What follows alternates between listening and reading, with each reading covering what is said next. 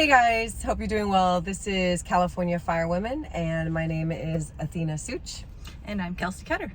And we are on episode 8. I have to do it in fingers. 8. One thing I will say is that learning from women, I immediately was like, oh my gosh, I am all ears. I want to hear everything you have to say because you've been through some stuff. You've been in the service. And some of them, 30 plus years, right? So I know they've got stories. I know they have knowledge and things. And I was just all ears. It was a different experience learning from women than men. And that's just what it is. And there's pros and cons about it. It's unfortunate that in today's world, that there are still men who think that women should not do this career or this job.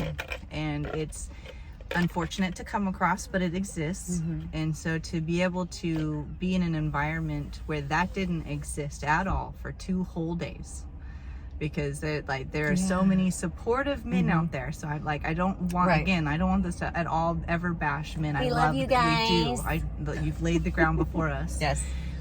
But to not have that competitiveness, to not have someone judging you, like if you do a small slip up, they're not saying, "Oh, it's because you're female." It's right. Because you're figuring it out, and you've been given the space to figure it out. So to not be judged, or to not feel less than, or someone trying to make you feel less than, for just like, why can't you do it? Yeah, why wasn't natural to you, and just and those things happen, and so it's unfortunate that it happens, but it still exists. So not that everyone's that way, but to have that not there in 2 days of hard training. We worked our butts off. I feel like I got a truck the next 2 days. It was awesome. It was great. I wanted more. I was like, this is great. I could do another day. A week of it would be cool. Yeah, that would be. Maybe we can talk them into it. I will say that we women want to be great at our job. We want to be able to do everything you guys do and then some, you know what I mean? And also find, and I think they talked about this, we need to find what we're good at, what we bring to the table, because God made us differently. So we have things that we could do that men can't do, and vice versa. But that's how we need to learn how to work as a team together and help each other where we need, where we fall short. Yeah, and there's a comedian I really love that's like, women and men are not equal. We're just not. We're better in some areas, and you're better in some areas. And the joke goes on for a little bit more to make it funny, but I just really appreciated that. One of it was my favorite thing about women is it's not men. And that hit for me too. I was like, we're glad you're not men. Okay, that's a good point. Yeah, you're welcome. Same here. Done. Yeah, that's funny.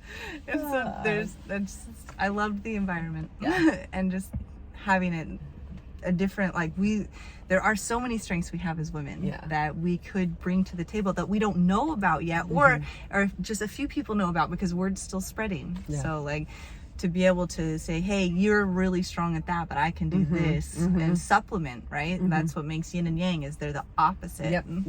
Yep. We complement each other. Yeah. And then our final badges off is another classroom, and it was just amazing. I come from behavioral health work right now, so to come from that mental health side of things and to have chiefs take their shirts off. That sounds shirts are on, but their class B's, but their badges are off. Yeah, because everyone started taking their shirts off. I'm like, okay, I only have this one on. It was just a chief thing. Yeah, I know. But it was awesome. It was nice because they truly did just allow themselves to interact with us as person to person, female to female. Be people. Share some of those experiences that men have not been kind to, that not been receptive to us being able to work, and just how to not be aggressive, but be yourself in that environment, and not feel the shame. Have the confidence to push through that and know that it's not you, that they're being challenged. There was tears in there also. Some stories were shared. Just a nice, great, safe place for us to express things. And I tried not to cry because I feel like I'm such a crybaby. I don't know if it's like my age or something. What's going on? Women can hold emotion and logic at the same time. Yeah, we and can still be valid. That's right.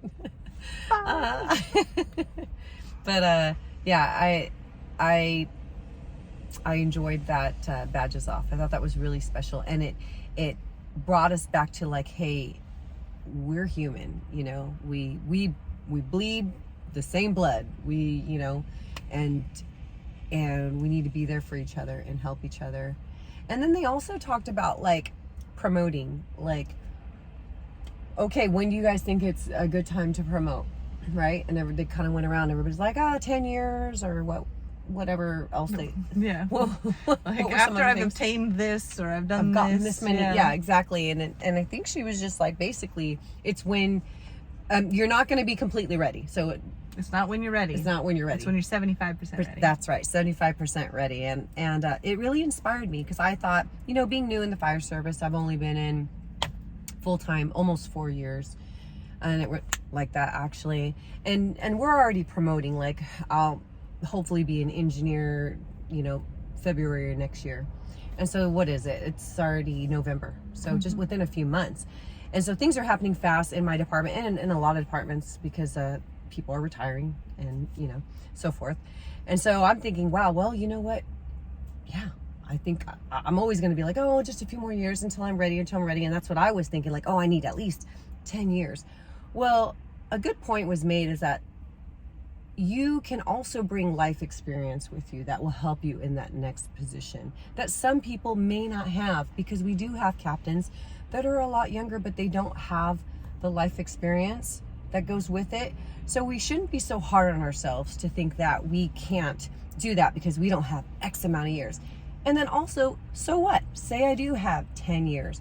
I could have way less experience of calls, than somebody who's, or vice versa. What am I trying to say? Well, because you could be at a busy station and you could run like 15 calls a day. Yes. Or you could be at a station that runs 15 calls a month. Like, so it depends. So time doesn't really. Yeah, time is only relevant to how busy you've worked and what kind of training you've put yourself through. Yeah, that's true. If you haven't, because you could have people that are there. Yeah, I've been in 15 years or whatever, but that person doesn't doesn't do as much as someone who's been in 3 or 4 years, and they're constantly learning and trying to better themselves.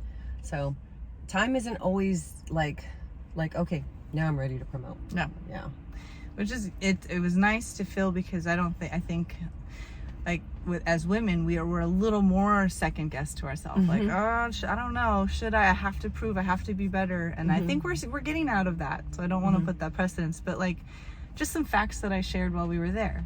Like the first allowance of women getting credit cards was in 1974. That's 76, crazy. one of those years. But in the 70s. That's crazy. Marital rape became illegal in 1993. 93. So if you think about 30-ish years and younger women are the first free generation of women.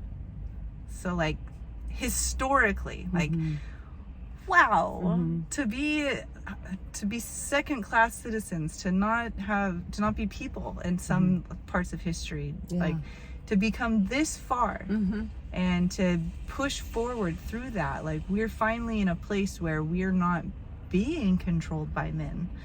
And so if you think about those dates, those are still people who were going through the fire service as women for the first time. And so to come this far and to have trainings like these, to hear them go through what they went through, and for us to continue that, like the shirt on the back, it's like reaching and breaking, take and make space. I love it. And like reaching is breaking is all of the women who come before us to lay the ground, to allow us to come through, to take and make the space to stay there and continue to lead forward. Because to see that sisterhood, to see like just little things, there was a lot less ego because we're not really allowed the space for ego. It was a unique way for us to not, there just wasn't any there. I like, for me, I'm competitive, just as an Aries person, and to go first for something and then realize that like I don't even need to have that spirit there. Yeah. Like that I'm not, there's no one that I'm trying to be. Yeah, it was different. And that's like, exactly. And I felt the same way too, though. I went first on something, and I was just like, it didn't feel the same as if you were like in your, you know, academy or whatnot. Like, it's not that same where you're like, oh, okay, I'll go first, and then, oh, great, I'm going to screw up. Whereas here it's like, I'll go first. Oh, well, if I screw up, I don't feel like I'm going to get all this hate, like, or you're an idiot, or that kind of feeling. You know, it just didn't feel that way. No, because like the person that went first, if they didn't quite understand it or they didn't get it until a few more people went, they could pick up the tool again and do it again. Like, we didn't move on without everybody really feeling like they could move on. Yeah.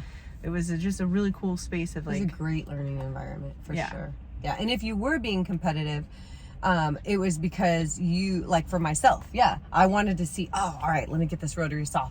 All right, let me see how I can do it. Yeah, I want to see if I could PR my own stuff. So that was the only reason why I would want to like do that. But anyways, I think that's pretty much it. Anything else?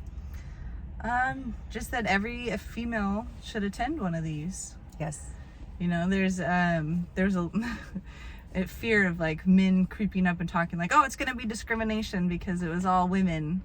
Well, they could have their own camps, right? I feel like all of history has been their camp. A perspective of men before them. You're right. So like all of everything, training, everything that we've been provided in the service has been because of men. Mm-hmm. And so I don't think that I think that these camps allow us to make the space for the differences that women have and to allow that, because if we want to be better, then allow us the space to be better. So I think that like I hope that people understand why we're doing this and that it's not to hide away from them or because we can't train. We can't train with them. Like, I don't want that to come out at all. Instead, I would just like to. I love my brothers. I love them. And like that's part of why I mean, it is a lot of fun. And just, I love the masculine energy, like that. This is more of a masculine job, but we are able to, these moments allow a little bit of femininity to peek through enough for us to see what works and what doesn't work. Like there's just, emotion comes through on a lot of these calls. You're working with people a lot. And so if there's a softer touch sometimes, that I think is a new generation coming in. So I hope one day that these trainings won't be as needed, because the training that we'll get overall will just be all over, like there will be representation. So, and until that happens, I'm really appreciative of moments like these, and I hope they happen more and more. Yeah, me too. I'm so excited. So with that, the next one is 2025. Yes, it's every other year. Whoop, whoop, whoop. So next year then, so in 2024, they rotate it every other year. So next year is going to be the girls teen camp for the teens. Like 14 to 19. Yeah, out in Washington. And that's going to be a week long, and then that's how they also recruit us so we could come help out, which I'm going to see if I can swing that one. That would be awesome, because you know, this is how we have to give back, you know. We want to give back because someone gave to us. So that's going to be 2024. God, years are going so fast. And then 2025, it'll be back to the women, for women, by women fire camp. I think that's going to be great, and I'm already excited about it. We're repping their stuff already, because whoop, whoop. Women in fire. Yeah, I love it. All right, well, I think if that's it, I think so. We're good. We covered everything. It was amazing. It was phenomenal. Thank you. NorCal, WFS, Camp Blaze, and Alameda County Fire. For putting on such a fabulous event, and keep spreading the love and mentorship and helping others and aspiring these next generations of firefighters. So with that, I think we're good. Right? Awesome. Yeah, it's a beautiful day. It is. So worked out. Thanks for joining. Bye. Thank you for tuning in to this episode of our podcast. We hope you enjoyed our discussion, and we hope you found it informative and entertaining. If you liked the show and would like to support us, please do so by becoming a Patreon supporter. If there's anything else you'd like us to discuss, please let us know. We'd love to hear your ideas for future topics. It helps us produce more episodes for you to enjoy. Keep in mind that part of our proceeds help us to mentor our youth and orchestrate more girls' empowerment camps. We'd also like to remind everyone to follow us on Instagram. We post regular updates. We'd love to hear your thoughts, so don't forget to leave us a comment with your opinion on the show. Until then, thank you for listening to our podcast and stay safe.